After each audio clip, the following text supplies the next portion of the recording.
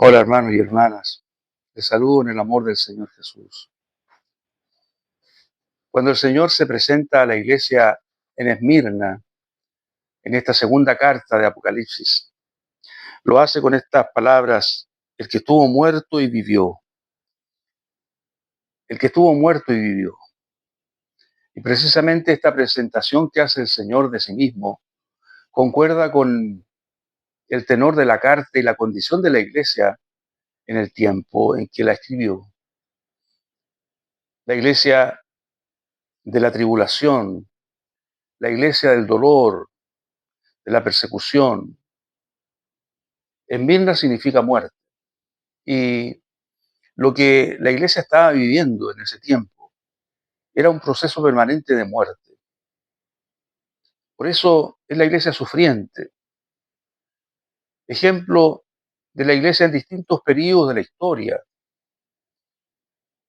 y también como ejemplo del creyente individual que siempre, de distintas maneras, de una u otra forma, estará enfrentado a situaciones de tribulación y de angustia, porque la riqueza de la iglesia y del creyente justamente es la tribulación, es la causa de la riqueza, es lo que la produce. Es allí donde se manifiesta la belleza de la fe, esta fe que es purificada como el oro en medio del crisol, el fuego de la prueba. Yo conozco tus obras y tu tribulación. El hecho de que el Señor conozca nuestras tribulaciones nos llena de aliento y de esperanza. Lo más terrible es sufrir como a espaldas del Señor, no sabiendo el sentido que las tribulaciones tienen, ni cuál será el fin de ellas. Sin embargo, el hecho de que el Señor conozca nuestras tribulaciones ya nos asegura que Él está teniendo el control de ellas, que Él está definiendo y determinando el tiempo, los plazos que ella va a durar y luego los frutos que ella va a tener. De tal manera que no sufrimos en vano cuando el Señor está en el control de nuestros sufrimientos. Tu tribulación y tu pobreza. Conozco tu pobreza. Y luego el Señor añade estas palabras que son tan preciosas: pero tú eres rico. ¿Qué palabras más hermosas dices en esas circunstancias, en medio de ese dolor y de esa angustia? ¿Y qué contraste la riqueza con la pobreza aquí? La pobreza material, en medio de la cual se produce esta riqueza espiritual. La situación de Esmirna es muy contrastante con la que nos presenta la Odisea, la última de estas cartas, cuando ella presume de ser rica y el Señor le dice: tú eres pobre. Aquí ella es pobre y el Señor le dice: tú eres rica. Los ojos del Señor ven más allá de lo que nosotros podemos ver. Lo que importa no es la mirada del hombre, la apreciación del hombre o el juicio del hombre. Lo que nos interesa es la apreciación del Señor y su juicio. No olvidemos que cuando el Señor se presenta a Juan en el capítulo 1, lo hace, dice, como teniendo sus pies semejantes al bronce bruñido. El bronce significa juicio en las Escrituras. Estas cartas son cartas de juicio. Por supuesto hay aliento también, hay promesas, hay elogios, pero son cartas de juicio en el sentido de que el Señor examina con sus ojos como llama de fuego la real condición de la iglesia. No hay apariencia que valga cuando el Señor está mirando con sus ojos como llama de fuego. De tal manera, y cuando el Señor dice: tú eres rico, es de verdad, hay riqueza espiritual allí. Esta iglesia pobre, aparentemente desamparada, perseguida, es una iglesia rica. Que el Señor, en su gracia, nos permita entender que la pobreza física, material, que la carencia a veces de recursos puede ser la ocasión que el Señor utilice para otorgarnos su verdadera riqueza.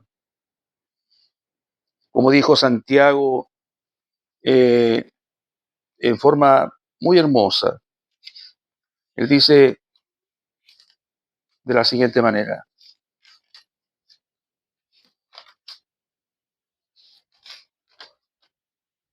¿no ha elegido Dios a los pobres de este mundo para que sean ricos en fe y herederos del reino que ha prometido a los que le aman? Ricos en fe, los pobres de este mundo. ¿Te cuentas tú entre ellos? El Señor conoce tu pobreza, pero si tú has asumido tu pobreza como una bendición que puede producir riqueza espiritual, entonces la tendrás, porque el Señor es fiel y Él convierte lo que no es en algo precioso. Seguimos leyendo la carta del Señor a Esmirna. Y la blasfemia de los que se dicen ser judíos y no lo son, sino sinagoga de Satanás. Palabras muy duras. Estos judaizantes a los cuales el Señor llama sinagoga de Satanás. Desde el principio de la iglesia, los judíos fueron un gran estorbo en la pureza de la fe y en el caminar de las iglesias. Desde el principio, ellos quisieron introducir la ley de Moisés en la nueva fe. Con ello pretendían mejorarla, embellecerla, pero en realidad lo que estaban haciendo era entorpecer, ensuciar, contaminar aquello tan hermoso que el Señor hizo en la cruz. La salvación de Dios en Cristo es suficiente solo por la fe, por la gracia, por el sacrificio del Señor en la cruz. No hay nada que agregar. Sin embargo, los judaizantes, aquellos de la circuncisión, como se les llama en el libro de los Hechos, ellos pretendían que los nuevos cristianos adoptasen todo el cargamento de leyes y de ritos que establecía la ley, como si eso pudiera perfeccionar la fe de Jesús.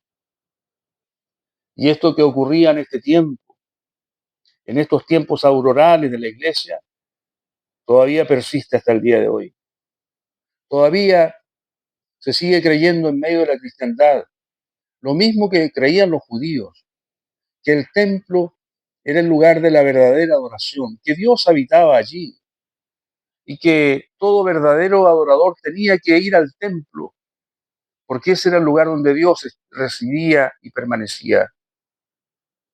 Con mucho dolor y con mucha insistencia, el Espíritu ha intentado traer pureza a la fe de los hijos de Dios, estableciendo lo que el Señor ya le dijo a la mujer samaritana: ni en este lugar ni allí adoraréis al Padre, porque el Señor lo que busca son adoradores, no lugares. No son los lugares los santos, sino los creyentes, las personas que convierten su corazón en un altar para adorar al Señor. Todavía hasta el día de hoy hay quienes pretenden introducir la ley de Moisés y sus mandamientos y sus ritos y sus costumbres y sus sacrificios, todo su sistema, aún las vestimentas de los sacerdotes, introducirlos en la cristiandad como si la fe de Cristo fuera insuficiente. Qué lastre es la ley. Y no solo eso, es una ofensa contra el Señor. Cuando el Señor usa a Pablo para escribir a los Gálatas, lo hace con tanta firmeza. Entonces, si por la ley les dice, os justificáis, ¿de qué valió el sacrificio de Cristo? ¿Recibisteis el Espíritu por la ley o por el oír con fe? El que hace prodigios entre vosotros, ¿lo hace por la ley o por el oír con fe? Y cuando Pablo quiere poner las cosas claras, entonces tiene que llegar al extremo de decir: sea maldito todo aquel que trajera un evangelio diferente al que yo les he predicado. E inspirado en estas mismas palabras y en esta misma convicción, Pablo se atreve a llamar la atención al propio Pedro, que también se dejaba llevar por la influencia de los judaizantes. Oh, qué lastre es el judaísmo para la fe cristiana. ¿Y qué diremos del sacerdocio? Nosotros sabemos que en el sistema judío existían sacerdotes que realizaban los rituales necesarios a favor del pueblo. Pero el propósito original de Dios no era que hubiera una casta sacerdotal, sino que todos fuesen un reino de sacerdotes. Recordemos que esto cambió el día aquel cuando los judíos adoraron la imagen allí en el Sinaí, se enloquecieron, formaron una imagen y la adoraron. En ese momento los levitas se santificaron y desde ese momento Dios utilizó a los levitas, ya no el pueblo entero, sino una tribu solamente, para que ejerciera el sacerdocio. Entonces, el sacerdocio universal fue quitado de los israelitas por un pecado, pero esta gracia, este don, nos fue otorgado a nosotros por la gracia del Señor, de manera que, como dice Pedro en su primera epístola, nosotros somos un reino de sacerdotes, una nación santa, un linaje escogido. Ya no necesitamos una casta que intermedie entre nosotros los creyentes comunes y el Señor. No hay necesidad de un clero, no hay necesidad de ungidos especiales. Todos tenemos libre acceso por medio de la sangre que está vigente para todo aquel que se acerca. Todos somos sacerdotes. ¿Cómo no va a ser una ofensa para el Señor seguir sosteniendo un viejo sistema caduco e inútil como el sacerdocio levítico? No, no tiene lugar. Por eso el Señor es tan drástico y categórico al decir son una sinagoga de Satanás. Porque todo esto significa una ofensa contra la fe, una ofensa contra el sacrificio todo suficiente del Señor Jesucristo. No es suficiente y superior su sangre que la de los machos cabríos. No es más alto y sublime su sacerdocio que el sacerdocio levítico. ¿A cuál de los ángeles dijo Dios jamás, mi hijo eres tú? Yo te he engendrado hoy. Moisés era apenas un criado en la casa, pero el hijo es el Señor de la casa. Por eso el Señor es tan drástico al emitir su juicio contra los judíos que dicen serlo y que no lo son. Esmirna estaba siendo contaminada con esta doctrina. Ellos se injuriaban a los hermanos, seguramente los descalificaban porque ellos no tenían toda esta parafernalia del judaísmo y les hacían creer que era insuficiente con la fe sola en Cristo. ¿Y qué decir de las promesas? Esto también formaba parte de todo el cúmulo de elementos del judaísmo. Las promesas de Dios dadas a Abraham y a sus descendientes. ¿Qué contenía? ¿A qué se aplicaban? Eran promesas de cosas terrenas, como la arena que está a la orilla del mar, así serán tus descendientes. Sí, Israel siempre ha reclamado estas promesas que hablan de una grandiosidad, de un éxito, de una prosperidad material. Sin embargo, en Cristo, lo que nosotros tenemos son promesas celestiales, promesas no de este siglo, sino del venidero.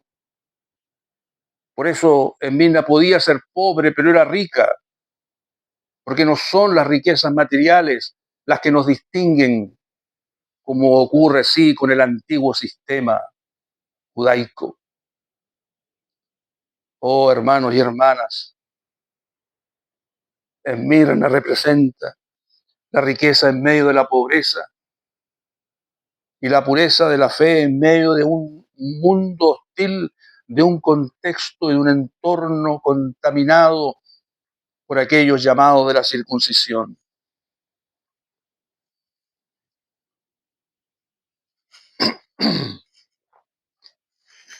Luego dice, no temas en nada lo que vas a padecer.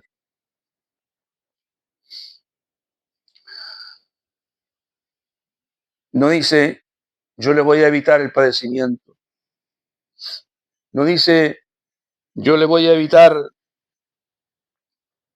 la cárcel, porque les anuncia que el diablo echará a alguno de vosotros en la cárcel para que seáis probados y tendréis tribulación por 10 días. El Señor guarda silencio acerca de una salvación del sufrimiento y la cárcel y la persecución. No hay promesa salvadora. Habrá cárcel. Seréis probados. Tendréis tribulación por 10 días. El diablo está detrás de todo esto,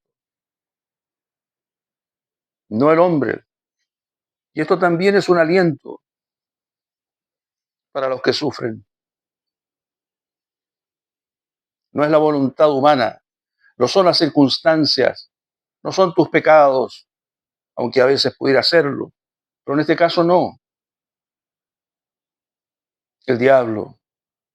Y el Señor le permite a veces al diablo tocarnos, como lo hizo con Pedro, que pidió zarandearlo, y como lo ha hecho con otros muchos a través de la historia de la iglesia, porque Dios lo permite, con un fin más noble y superior. Siempre Dios permite al diablo actuar porque Dios tiene un fin superior. El diablo pasa a ser así instrumento también en las manos de un Dios sabio y todopoderoso. El dolor y el sufrimiento y la cárcel será el elemento depurador de la fe de los santos. Y así el Señor le dice, sé fiel hasta la muerte. Sí, al final de este sufrimiento habrá muerte. No hay posibilidad de evitarlo. ¿Qué podemos decirle a un hermano o una hermana que está sufriendo, que está padeciendo? Podremos siempre decir, el Señor te sacará de esto, el Señor te librará porque el Señor no quiere que sus hijos sufran. Si lo decimos así tan livianamente, estaremos mintiendo, porque a la luz de esta palabra, el Señor suele guardar silencio cuando hay una tribulación de por medio o cuando hay días de cárcel. Pero justamente ahí radica la riqueza, nuestra riqueza. ¿Cuánto has sufrido? Así en esa medida eres rico. ¿Cuánto has padecido? ¿Cuánta tribulación has sobrellevado? ¿Cuántas injusticias has soportado? En esa medida eres rico. No hay demostración más grande de madurez y de riqueza espiritual que la que es fruto de un padecimiento callado, silencioso, pero confiado.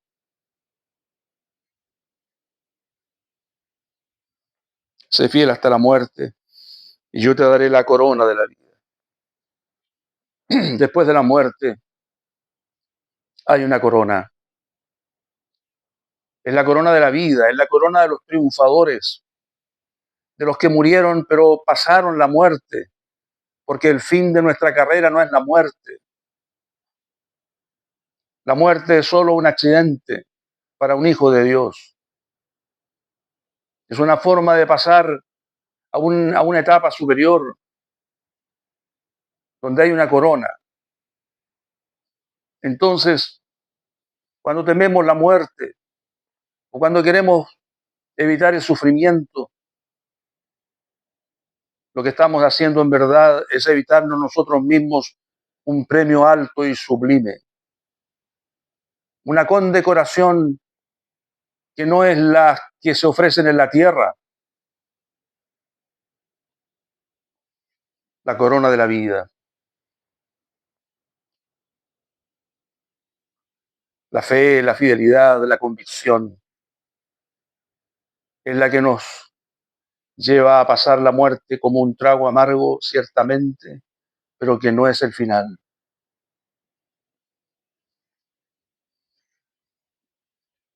El que tiene oído, oiga lo que el Espíritu dice a las iglesias. Qué importante es esta frase, porque este es el mensaje a Esmirna, pero no solo a Esmirna. Es el mensaje probablemente a una iglesia en un tiempo específico, posterior a la era apostólica, en la época de las persecuciones y de los mártires, tal como nos cuenta John Fox en su libro de los mártires.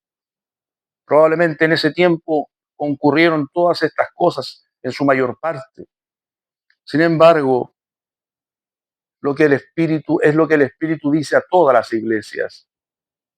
Todos nosotros, aunque estemos ubicados acá en las postrimerías de esta era, necesitamos saber cómo Dios actúa, cómo Dios permite cosas, cómo el Señor juzga la pobreza de una iglesia que en verdad es rica. Por lo tanto, no nos desanimemos. Cobremos fe y esperanza y confianza, porque sabemos a quién hemos creído, que es poderoso para guardar nuestro depósito hasta aquel día. El que venciere no sufrirá daño de la muerte segunda. Una segunda muerte. Hay una forma casi matemática de decir lo relativo a la muerte, a las muertes y a la vida eterna. El que nace dos veces, muere una sola vez. El que nace una sola vez, muere dos veces. ¿Verdad que parece una ecuación? Si hemos nacido dos veces, de una forma natural de nuestra madre, y si hemos nacido también del Espíritu, entonces moriremos una sola vez. La muerte física solamente. Pero alguien que ha nacido una sola vez, que solo nació de su madre, que nunca experimentó el nuevo nacimiento, entonces morirá dos veces. Una muerte física y la muerte eterna. Entonces, la segunda muerte, esta muerte eterna no puede tocar a los que como Esmirna, a los que prevalecen en medio del dolor y del sufrimiento, a los que vencen, así como Cristo venció. Él estuvo muerto, mas he aquí que vive por los siglos de los siglos. Y todo aquel que muere por Cristo tiene también esa misma promesa.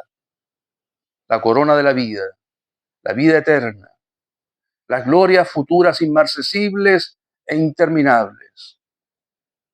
Tomemos ejemplo de la iglesia en Esmirna para alentar nuestra fe, para seguir al Señor, cualquiera sea el precio que Él quiera que paguemos, porque Él es digno, porque Él es digno de toda gloria y de todo honor y de ser obedecido hasta el final. Queridos hermanos y hermanas, recibamos aliento del Espíritu Santo por esta palabra y que seamos también como Esmirna en este tiempo postrero tan difícil para la fe. Así sea en el nombre del Señor. Amén.